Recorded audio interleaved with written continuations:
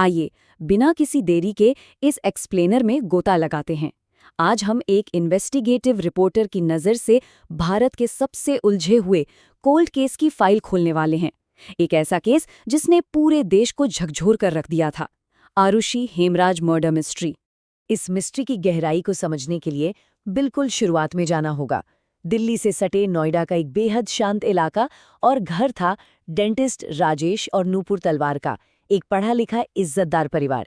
इनके साथ ही रहता था उनका नेपाली केयरटेकर हेमराज, जो सालों से परिवार का हिस्सा था। सब कुछ एकदम नॉर्मल था, लेकिन फिर आती है 16 मई 2008 की वो मनहूस सुबह। 14 साल की आरुषि अपने ही बेडरूम में बेजान पड़ी मिलती है, और यहीं से इस परिवार की दुनिया हमेशा हमेशा के लिए उजड़ जाती है। तो सबसे पहले बात करते हैं उस खौफनाक सुबह और इस डबल मर्डर मिस्ट्री की शुरुआत की।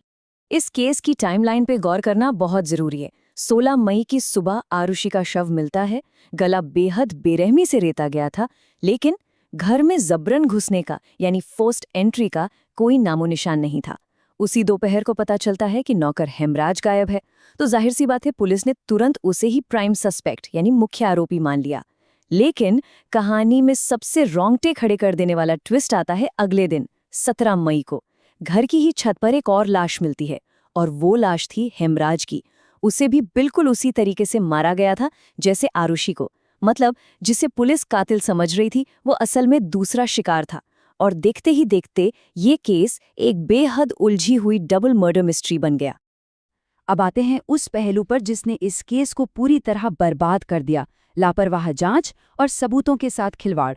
कोई भी क्राइम रिपोर्टर या इन्वेस्टिगेटर यही मानेगा कि क्राइम सीन को सील करना सबसे पहला और अहम कदम होता है, लेकिन यहाँ सिस्टम ने शुरुआत में ही इतनी भयंकर गलतियां की कि न्याय की उम्मीद वहीं दम तोड़ गई। पुलिस ने क्राइम सीन को ठीक से सील तक नहीं किया। घर में मीडिया से लेकर पड़ोसियों तक का आना जाना लगा रहा। नतीजा ये हुआ कि बेहद क्रूशियल फिजिकल एविडेंस या तो खराब हो गए या पूरी तरह से मिट गए। खून से सने कपड़ों और सामानों को जिस तरह से हैंडल किया गया वो किसी बुरे सपने जैसा था। इसी एक लापरवाही ने सच को ऐसे अंधेरे में धकेल दिया जहां से उसे बाहर निकालना नामुमकिन सा हो गया। सबूत तो मिट चुके थे, और इसके बाद शुरू हुआ पुलिस की थ्योरी में झोल और बदलते संदिग्धों का खेल।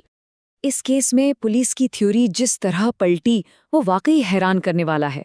शुरुआत में तो सारा शक उस गायब नौकर हेमराज पर था। पुलिस ने डंके की चोट पर उसे कातिल बता दिया था। लेकिन फिर कुछ ही दिनों के अंदर एक बेहद नाटकीय यू टर्न आता है। पुलिस अचानक से उन माता पिता पर ही इस डबल मर्डर का आरोप लगा देती है जो खुद अपनी इकलौती बेटी की मौत के सदमे में थे। राजेश और नूपुर तलवार रातों रात पीड़ित से कातिल बना दिए गए। ये साफ दिखाता है कि पुलिस के पास कोई दिशा नहीं थी, और वो बस जल्दबाजी में कोई भी जवाब ढूंढने की कोशिश कर रहे थे। इन दावों और असल हकीकत के बीच का भारी अंतर साफ देखा जा सकता है। पुलिस का दावा था कि ये एक ऑनर किलिंग है क्योंकि पेरेंट्स ने कुछ आपत्तिजनक देख लिया था। लेकिन फैक्ट क्या है? इस बात को साबित करने के लिए दूर दूर तक कोई फिजिकल एविडेंस या गवाह नहीं था। पुलिस ने कहा कि घर के अंदर पेरेंट्स ने इतनी बेरहमी से हत्या की, लेकिन मर्डर वेपन यानी हत्या का हथियार आज तक पुख्ता तौर पर नहीं मिला। इसे एक सोची समझी साजिश बता दिया गया, जबकि कड़वा सच ये है कि शुरुआती जांच में हुई इतनी भारी गलतियों ने केस में ऐसे गड्ढे कर दिए थे जिन्हें भरना मुमकिन ही नहीं था। इतने संगीन आरोप के लिए जो ठोस सबूत चाहिए थे वो थे ही नहीं। और जब पुलिस सबूतों के लिए हाथ पैर मार रही थी, तब शुरू हुआ मीडिया ट्रायल और टीआरपी का तमाशा। नौकर ने की मालकिन की बेटी की हत्या और फरार।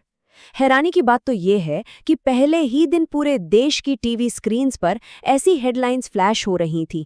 बिना किसी पुख्ता जांच के, बिना किसी सबूत के, मीडिया ने हवा में तीर चलाकर एक सच्चाई गढ़ ली थी। इस मीडिया सर्कस का असर कितना खतरनाक था, इसका अंदाजा लगाना भी मुश्किल है। कोर्ट का ट्रायल तो बहुत दूर की बात थी। तलवार दंपति को पहले ही पब्लिक ओपिनियन की अदालत में मुजरिम करार दे दिया गया था। फैक्ट्स और सबूतों की जगह लगातार कैरेक्टर असैसिनेशन यानी चरित्र हनन ने ले ली।